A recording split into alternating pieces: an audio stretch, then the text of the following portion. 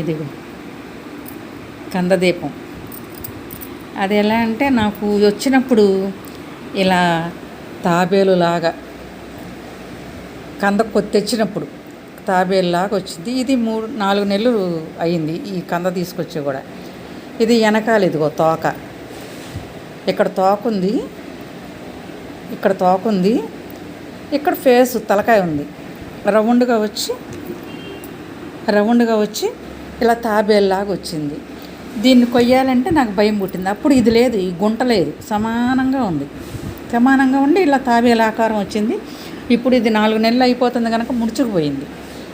అంతకుముందు ఇంకా గట్టిగా ఉండేది, బాగా దుంప కూడా లావుగా ఉండేది.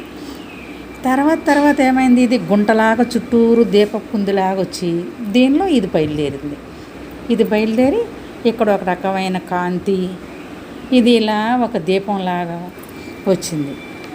దీన్ని నేనేం చేశానంటే, ఏమో తాబేలు రూపంలో వచ్చింది, ఇలా ఒక దీపం రూపంలో వచ్చింది మళ్ళీ తర్వాత అని దీన్ని అలానే అట్టుపెట్టి ఉంచాను. దీన్ని దేవుడి దగ్గర పెట్టా. రోజు దీనిలో ఒక చుక్క నీళ్లు పోస్తా, అంటే దీనికి కూడా జీవం కావాలి కదా, అందుకని దీంట్లో రోజు కొంచెం నీళ్లు పోస్తా. నీళ్లు పోసి ఇది తేలికబడింది. ఇప్పుడు ఇంతవరకు అయితే కంద బరువుగా ఉంది, నేను కంద తింటాను, అందుకే నేను తీసుకొచ్చారనమాట ఒకప్పుడు. ఇప్పుడు దీన్ని ఏం చేస్తున్నానంటే ఎదుగు ఇట్లా దేవుడి దగ్గర పెట్టేశాను అనమాట దాన్ని. అది ఇప్పుడు ఆ కంద దీపం గురించి చెప్తే నాకు ఆలోచన, నేను దీపం పెట్టాలి, కంద దీపం పెడతారని నాకు తెలియదు, కానీ నేను ఎందుకో అది దీపంలాగే ఉందని అది అలానే దేవుడి దగ్గర పెట్టేశాను. అందులో తాబేలు ఆకారంలో వచ్చింది. ఏమో అయితే ఇక నుంచి అది కంద దీపం అనుకుంటాను. ఒత్తులు వెలిగించలేదు కానీ వెలిగించకుండానే అది కాంతివంతంగా అలా ఉంది.